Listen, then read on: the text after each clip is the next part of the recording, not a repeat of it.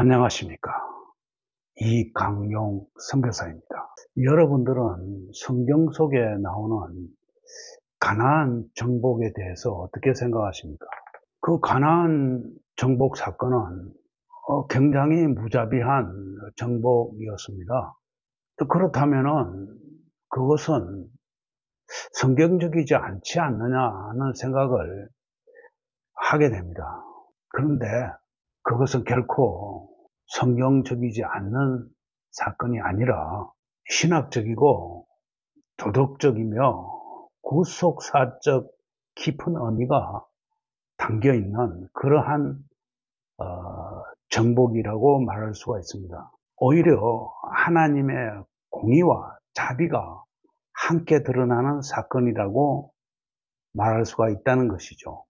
그것을 살펴보겠습니다. 첫째, 하나님은 무고한 자를 멸하지 않으십니다. 가장 먼저 짚어야 할 것은 가나안의 거주민들이 무고한 자들이 아니었다는 점입니다. 창세기 15장 16절에서 하나님은 아브라함에게 아모리 족속의 제약이 아직 가득 차지 않았기 때문에 내 자손이 지금은 가나안 땅을 취하지 못한다라고 말하고 있습니다. 아모리 족속이 제약이 가득 차지를 안 해서 지금은 너가 들어갈 때가 아니다.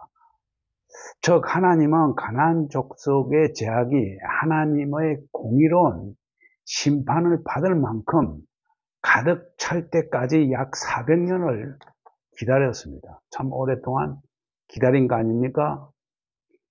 레위기 18장에는 가나안 족속이 어떤 제약을 저지르고 있는지 구체적으로 기록하고 있습니다. 건친상간, 짐승과의 성교, 자녀를 몰렉에게 바치는 제사 등 도덕적으로 타락할 대로 타락한 상태였습니다. 그래서 가나안 정복은 하나님의 거룩하심과 공의에 따른 심판이었습니다. 마치 노아 시대에 온 세상을 심판하신 것처럼 하나님은 가나안을 심판하신 것입니다. 두 번째, 이스라엘도 죄 지으면 쫓겨난다는 그러한 경고를 보인 것이죠. 이스라엘이 이후 그들과 똑같은 죄를 범하면 똑같이 쫓겨날 것이라고 경고를 받았습니다.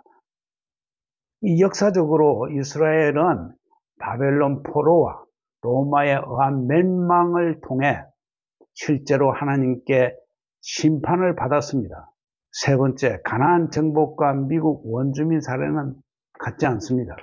미국에도 원주민이 살고 있었는데 유럽에서 건너간 이주민들이 이 원주민을 다 쳐부수고 죽이고 해서 그 땅을 강제적으로 차지했죠.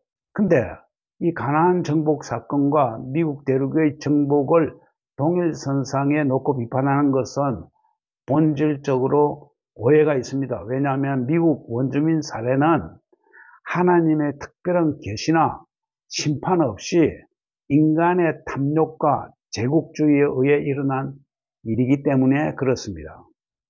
그러나 이스라엘의 가나안 정복은 하나님의 직접적인 명령과 목적을 가진 사건이었습니다.